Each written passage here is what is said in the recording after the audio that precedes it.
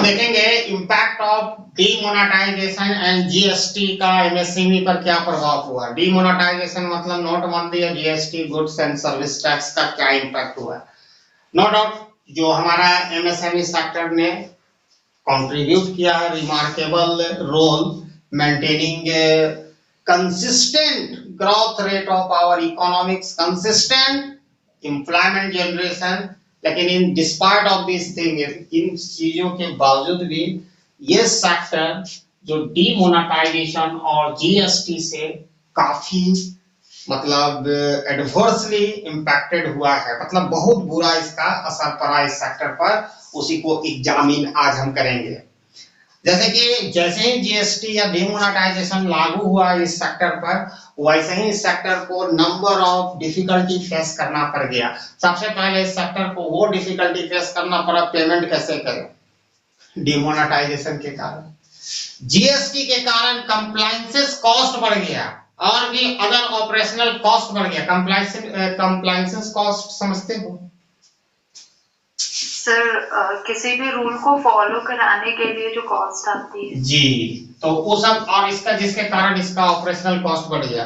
इसके अतिरिक्त ये तो और भी प्रॉब्लम से पहले ही से फेस कर रहा था जो भी, तो अब इसका और ऑपरेशनल कॉस्ट बढ़ जाएगा, तो इसका प्रोडक्ट और भी अनकॉम्पिटिटिव हो जाएगा international market as well as domestic market में, जिसके कारण ये हैम्पर करेगा ग्रोथ ऑफ एमएसएमई सेक्टर। और ये एमएसएमई सेक्टर का विकास करना, डेवलपमेंट करना बहुत जरूरी है अगर इंडियन इकोनॉमी को डेवलप होना है, हमारे इंडिया को विकसित होना है, ठीक है।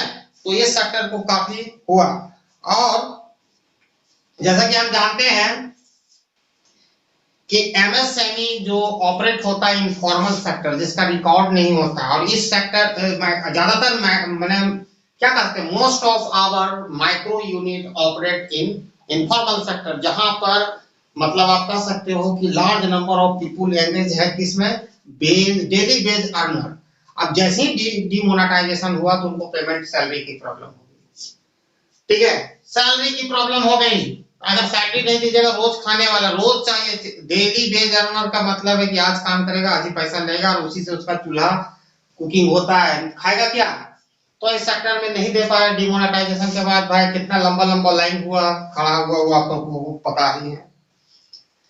और जीएसटी के आने से सबसे पहले क्या हुआ कि जितने जीएसटी के आने से इसका ऑपरेशनल कॉस्ट, जो कंप्लायंसेस कॉस्ट काफी बढ़ गया, जिसके कारण इसकी प्रोडक्ट जो है काफी महंगी हो गई, जिसके कारण यहाँ भी जो ये एम्प्लॉयमेंट प्रोवाइडर था, जो एक्सपोर्ट करके विदेश में भेजता था, इसकी माल का डिमांड कम हो गया।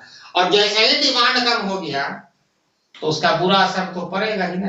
अब इंपोर्ट भी कराएगा कहीं से माल, तो इसको देना पड़ेगा ना पैसा। चाहे डिमोनेटाइजेशन के कारण तो उसके पास पैसा ही नहीं था, पैसा को कन्वर्ट करने में टाइम लगा था। 50 दिन भाइयों बहनों, 50 दिन चाहिए।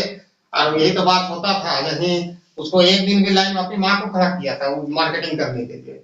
लेकिन हम तो एक दिन भी नहीं देखे, देश का प्रधानमंत्री 50 दिन का टाइम चाहिए, हम देंगे 500 दिन का टाइम, लेकिन तुम बेरोजगार, मैंने पूंजी करप्शन खत्म करता था, तुम विदेश से काला धन जो बोलता था, बहुत बड़ा बड़ा वादा था, तब बेरोजगारी खत्म होता तो उनको 5000 दिन देते थे, लेकिन उनको 5 घंटा देने का टाइम नहीं है जैसा तुम हो। और जितना भी, जैसा कि आरबीआई की रिपोर्ट आया है 2017 में, जितना भी कॉन्ट्रैक्चुअल जो था, कॉन्ट्रैक्चुअल लेबर, चाहे वो गारमेंट सेक्टर में हो या जेम्स एंड ज्वेलरी सेक्टर में हो, तो उन्होंने सबसे सीवियर पेमेंट प्रॉब्लम किया था। ये दो सेक्टर जिसका जिक्र किए, गारमेंट हो या जेम्स एंड ज्वेलरी सेक्टर हो, सी फूड सेक्टर हो, ये लेबर इंटेंसिव सेक्टर होता है जो ज्यादा लोगों को रोजगार प्रोवाइड करता है, और इसी सेक्टर में सबसे ज्यादा हैम्पर किया।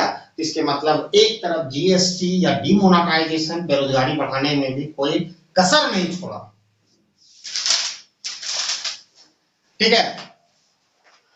इसके अतिरिक्त ऐसा कहा जाता है कि ये जो ऐसा बड़े बड़े इकोनॉमिक्स भी कह रहे हैं, पता नहीं, हमको तो उतना इकोनॉमिक्स आता नहीं है, लेकिन फिर भी जैसे लोग कह रहे हैं कि ये एक प्रकार का स्ट्रक्चरल रिफॉर्म था जो शॉर्ट टाइम में इस सेक्टर को एडवर्सली इंपैक्ट डाला। लेकिन ऐसा एक्सपेक्टेशन रखा जा रहा है कि आने वाले फ्यूचर में, लॉन्ग रन में इस सेक्टर का काफी विकास होगा, ठीक है, और इस सेक्टर का काफी विकास होगा। मैं यहाँ एक ही बात कर रहा हूँ, ऐसा कोई विकास नहीं चाहिए कि एकदम साफ सुथरा शब्दों में एक अच्छे बेहतर कल के लिए आज को नहीं बर्बाद कर सकते हैं। अरे आज भी विकास हो, कल भी विकास हो, भविष्य किसने देखा, ठीक है, लेकिन आज तुम रोजगार के जगह बेरोजगारी बढ़ा दिए हो, तो ये कोई अच्छा नहीं था। चलो वो भी बात देते हैं कि हमारे देश में बहुत करप्शन था, मान लीजिए जीएसटी में काला धन बहुत घुसा हुआ था, लेकिन उतना ही पैसा वैल्यू को तो 99 पॉइंट कुछ तो आइए गया। इसका मतलब हमारे देश में सब करप्शन है ही नहीं, यही भी नहीं हुआ। कहीं दूसरा तो पर्पस नहीं था मेरे दोस्त, कहीं के इलेक्शन जीतने के लिए, पैसा निकालने के लिए, कहीं अपना ऑन बेनिफिट के लिए पूरे देश को तुम झोंक दिया, ऐसा भी हो सकता है। तो खैर कोई प्रधानमंत्री बने तो चेक करेगा, तो मैं धन्यवाद करूंगा दिल से। तो उन लोगों ने बहुत सारे अपना दलीलें पेश किए हैं, कहते हैं कि इससे डिजिटलाइजेशन हुआ एमएसपी का। दूसरा दलील पेश किया कि ईज ऑफ डूइंग बिजनेस बढ़ा है एमएसएमई में, और इसने क्रिएट किया है डेटाबेस ऑफ ट्रांजैक्शन, जिससे अब इजीली ये लोन ले सके। बैंक को तो बैंक भी था भाई सरकारी, कितना अब तो 4-5 को बच गया, कहां से मिलेगा उसको बेचारा का, ठीक है। तो ऐसा कहा गया है कि expected impact of GST and demonetisation, ठीक है, improve the performance of MSME in the medium and long run. मतलब मीडियम एंड लॉन्ग रन आने वाले 5 से 10 साल में, 20 साल में इसमें काफी सुधार आएगा, देख लेंगे। यानी 40 में तो हमारा डेमोग्राफी डिविडेंड भी खत्म होने वाला। उस समय क्या होगा हमारे देश में कि मतलब क्या होगा कि जो वर्किंग क्लास पॉपुलेशन सब बूढ़ा हो जाएगा, तो मैं डिपेंडेंट पॉपुलेशन बूढ़ा और बच्चे की मतलब संख्या ज्यादा रहेगी और वर्किंग जनसंख्या कम रहेगी। तो अगर बढ़वे करेगा तो क्या फायदा है हमारे यहाँ, तो फिर कोई फर्क नहीं, कामें करने वाला नहीं है। बढ़ेगा भी तो पड़ोसी के लिए बढ़ेगा, दूसरा जगह के लोग लेगा।